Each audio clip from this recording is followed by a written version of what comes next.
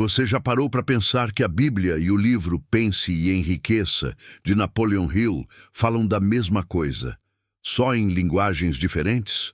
Um usa o termo fé, o outro, autossugestão. Mas ambos estão dizendo exatamente a mesma verdade profunda. Você se torna aquilo que acredita ser. Provérbios 23, 7. Não é apenas um versículo bonito para bordar em almofada. É um código espiritual, uma senha, uma fórmula. Ele revela a estrutura invisível de toda a prosperidade, espiritual, mental e material.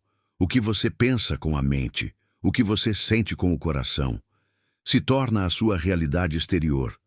Nada, absolutamente nada, acontece fora antes de acontecer dentro. E é exatamente por isso que muitos oram por prosperidade todos os dias, mas continuam vivendo em escassez, frustração e bloqueio. Porque suas orações dizem "eu creio", mas seus pensamentos murmuram constantemente "não vai dar certo". Hoje você vai entender o código que conecta Provérbios 23, 7 com Napoleon Hill. E como usar isso para transformar sua mente em solo fértil para a prosperidade divina. Durante séculos, ensinaram nas igrejas que prosperidade é um presente divino que cai sobre alguns escolhidos por Deus, como se fosse loteria espiritual, como se Deus tivesse favoritos. Mas a Bíblia nunca disse isso. Ela diz claramente: tudo é possível ao que crê. Marcos 9, 23. Isso não é sobre sorte, não é sobre ser especial, não é sobre Deus gostar mais de uns que de outros, é sobre alinhamento. Deus opera por leis espirituais, mentais e universais. Leis tão consistentes quanto a gravidade, e uma delas é cristalina. Você manifesta aquilo que acredita profundamente, não aquilo que deseja superficialmente. Napoleon Hill descobriu isso após passar 20 anos estudando os homens mais ricos do mundo. Andrew Carnegie, Henry Ford, Thomas Edison. E percebeu algo que o chocou. Todos, sem exceção, tinham fé inabalável em si mesmos e em um propósito maior. Mas o detalhe que ele mesmo reconheceu, e poucos percebem, é que essa fé é idêntica à fé bíblica. Não uma crença passiva, vaga, superficial, mas uma convicção ativa, emocional, pulsante, viva. A fé que move montanhas é a mesma que move contas bancárias. A fé que cura enfermidades é a mesma que abre portas de negócios. E a diferença não é teológica, é mental. É sobre onde você coloca sua atenção, sua emoção, sua crença repetida. Agora vem a parte que muda tudo. Provérbios 23, 7 não diz como o homem pensa na mente. Ele diz, como o homem pensa em seu coração, assim ele é. E isso muda absolutamente tudo. O coração, na linguagem bíblica, não é o órgão físico, representa o subconsciente, o centro das emoções, das crenças profundas, dos hábitos invisíveis. É ali, no subconsciente, não na mente consciente, que a realidade é moldada. Napoleon Hill entendeu isso perfeitamente. Ele chamou isso de autossugestão, o processo deliberado de repetir ideias específicas até que o subconsciente as aceite como verdade absoluta. E a Bíblia chamou de renovação da mente. Transformai-vos pela renovação do vosso entendimento. Romanos 12, 2. São dois nomes diferentes para o mesmo fenômeno poderoso. Você reprograma seu interior, suas crenças profundas, seus padrões de pensamento. E com o tempo, o exterior obedece naturalmente. Por isso, não basta orar pedindo prosperidade uma vez por semana. Você precisa sentir-se próspero diariamente. Você precisa pensar como próspero constantemente. Você precisa agir como próspero mesmo antes de ver resultado.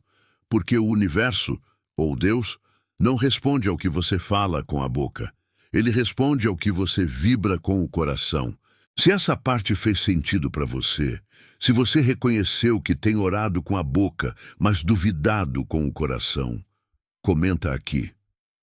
Eu alinharei meu coração com minha oração. Porque declarar isso já é o primeiro passo da reprogramação. Aqui está a verdade brutal que ninguém gosta de ouvir. Você ora pedindo prosperidade, mas no fundo sente medo. Você diz, eu acredito, mas pensa constantemente, e se não der certo? Esse conflito interno, essa divisão entre fé consciente e dúvida subconsciente, é exatamente o que bloqueia a manifestação. Napoleon Hill dizia, a fé é o ponto de partida de toda a riqueza. Mas ele também alertava com seriedade. A dúvida é o assassino silencioso dos sonhos. E a Bíblia concorda perfeitamente. O homem de coração dividido é inconstante em todos os seus caminhos. Tiago 1:8. Ou seja, se dentro de você há essa divisão constante entre fé e medo, entre crença e dúvida, entre confiança e ansiedade, o resultado inevitável é estagnação. A energia criadora não consegue fluir através de um coração dividido. É como tentar encher um balde furado. Você coloca água, fé, mas ela escapa pelos buracos, dúvida. Por isso, Deus não responde apenas às suas palavras bonitas. Ele responde à sua vibração. E se a sua vibração predominante é de dúvida, medo, escassez, o silêncio de Deus não é ausência, é reflexo, é espelho, é resposta. Tiago continua dizendo, não pense tal homem que receberá do Senhor alguma coisa. Tiago 1:7. Isso não é crueldade, é lei espiritual. Você não pode vibrar escassez e colher abundância. Você não pode pensar pobreza e manifestar riqueza. A chave, então, não é orar mais. É unificar seu coração. É alinhar completamente sua fé consciente com sua crença subconsciente. Napoleon Hill afirmava categoricamente, tudo o que a mente humana pode conceber e acreditar, ela pode realizar. E isso é exatamente o que Provérbios 23:7 ensina há milhares de anos. Quando você imagina algo com emoção verdadeira, com fé inabalável, com constância disciplinada, você planta essa ideia no campo espiritual invisível. E esse campo, com o tempo, com persistência, se materializa no mundo físico. A Bíblia chama isso de fé com obras. A fé sem obras é morta. O de Tiago 2:26. Mas atenção, obras não são apenas ações físicas, são também ações emocionais e mentais. É quando você sustenta a fé internamente, mesmo sem ver resultado externo. É quando você agradece antecipadamente antes de receber. É quando você age como se já tivesse recebido, mesmo que ainda não tenha. Essa é a fé que cria realidades do nada. A fé que transforma pensamento em matéria. A fé que move a energia do invisível para o visível. Hill ensinava um método simples, mas profundamente poderoso, de transformar a mente em um campo fértil para a prosperidade. E a Bíblia confirma cada etapa desse método. 1. Declare o que deseja com clareza absoluta. Escreve a visão, torna-a bem legível sobre tábuas. Abacuque 2:2. Fale seu propósito em voz alta todos os dias. Escreva, repita. 2. Sinta gratidão antecipada. Em tudo, dai graças. 1 Tessalonicenses 5:18. Gratidão não é reação ao que você recebe. É preparação para o que está vindo. 3. Visualize com emoção intensa. Chama à existência as coisas que não são como se já fossem. Romanos 4:17. Sinta, veja e viva a cena mentalmente até se tornar mais real dentro de você do que o mundo exterior. 4. Repita até o subconsciente aceitar completamente. Hill chamava isso de autossugestão diária disciplinada. A Bíblia chama de meditar na palavra dia e noite. Josué 1:8-5. Haja como se fosse inevitável, porque a fé verdadeira não espera sentada, ela anda com confiança. Se você está pronto para aplicar esse código, comenta aqui.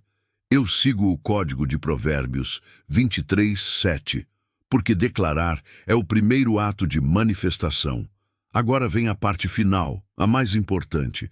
A prosperidade não é o fim, é o meio.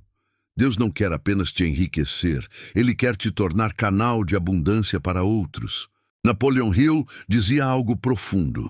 Nenhum homem pode alcançar sucesso duradouro sem um propósito definido que vá além de si mesmo. E a Bíblia confirma perfeitamente. Buscai primeiro o reino de Deus e sua justiça, e todas estas coisas vos serão acrescentadas.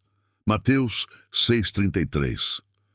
Quando seu propósito é servir, criar, ajudar, iluminar, quando você se torna instrumento de expansão divina, o fluxo se abre naturalmente. Porque o universo não sustenta egoísmo, ele sustenta expansão. Você é abençoado para abençoar. Você prospera para fazer prosperar. E é exatamente quando você entende isso, quando seu coração muda de eu quero ter para eu quero ser canal, que a prosperidade começa a fluir de forma natural, abundante, duradoura. Provérbios 23:7 não é só um versículo inspirador. É a senha espiritual da abundância. É o código que programa a realidade. O que você pensa em seu coração, repetidamente, com emoção verdadeira e fé inabalável, se torna inevitavelmente o que você vive. E Napoleon Hill? Ele apenas traduziu isso para o idioma moderno da mente, da ciência, da psicologia. Mas a origem é a mesma, a verdade é a mesma, o poder é o mesmo. Agora você entende finalmente. Você não precisa buscar prosperidade lá fora, nos outros, no mundo. Ela começa dentro, no seu pensamento, no seu coração, na sua fé alinhada. Se essa mensagem transformou algo em você, se você finalmente entendeu por que suas orações não eram respondidas, faça 3 coisas agora. Primeiro, declare com fé nos comentários: minha mente está alinhada com a abundância divina. Escreva isso como um decreto, como uma reprogramação pública, como um novo padrão mental. Segundo, compartilhe esse vídeo com alguém que ora muito, mas vive pouco da prosperidade que busca. Talvez essa seja a revelação que faltava para ele. Terceiro, se inscreve no canal e ativa o sininho, porque aqui você vai continuar descobrindo os códigos espirituais que conectam Bíblia, prosperidade e mentalidade transformadora. Lembre-se sempre, Deus não responde à sua oração vazia. Ele responde à sua vibração. Mude sua frequência interna, alinhe seu coração com sua fé, e o universo inteiro mudará com você. Porque como você pensa em seu coração, assim você é.